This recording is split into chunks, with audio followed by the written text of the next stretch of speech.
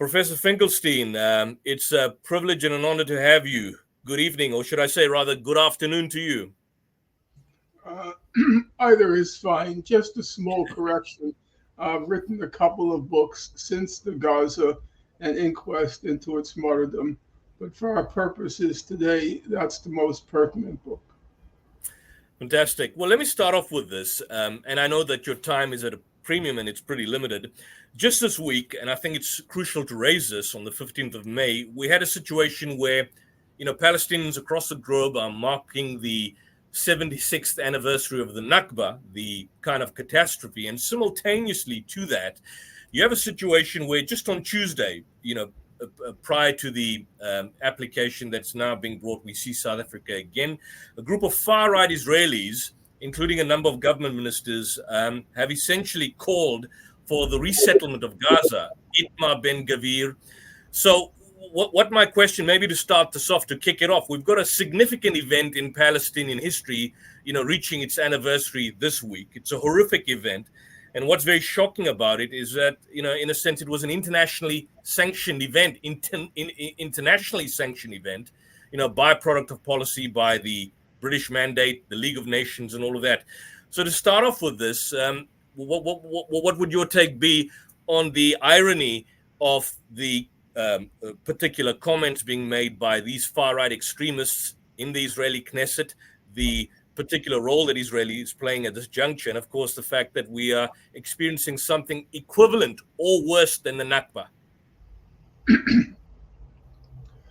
I would say as a first comment that since the inception of Israel's genocide in Gaza, there has been a significant modification in the international discourse on the subject of the Israel-Palestine conflict. I would say up until October 7th, 2023, the discourse was mostly, at least within the mainstream political and judicial organs, the mainstream discourse was basically based on June 1967 and then the UN Resolution 242, which is to say, the essence of UN Resolution 242 was to say that everything within Israel pre-June 1967 was legitimate under international law, whereas everything after June 1967, namely the West Bank, including East Jerusalem and Gaza, that was not legitimate under international law, the occupied Palestinian territories, as it's called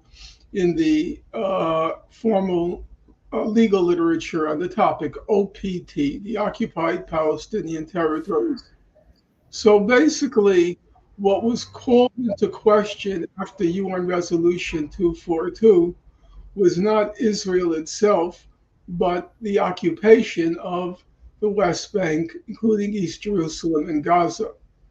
Since October 2023, since October 7th, 2023, in the face of the genocide that Israel unleashed in Gaza, it's more and more becoming clear that the terms for a settlement are no longer being described or delineated as UN Resolution 242, but now the whole legitimacy of the Zionist enterprise to create a Jewish state in Palestine, the legitimacy of that whole enterprise has now been called into question, which is to say we're now back to 1948.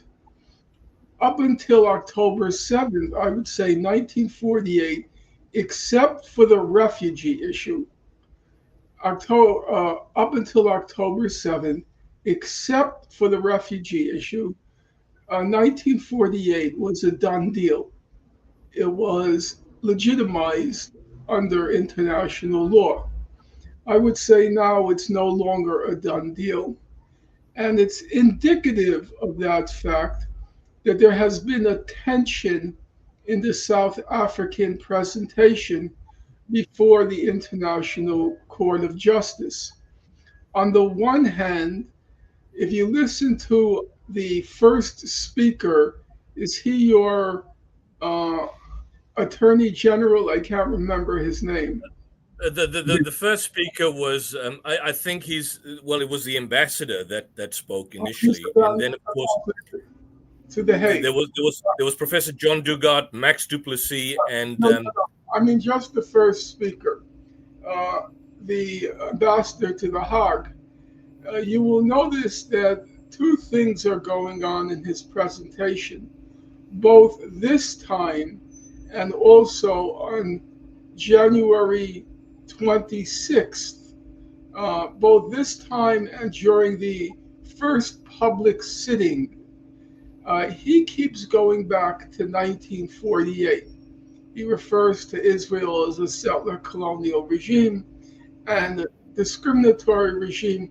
For him, the starting point is not 1967.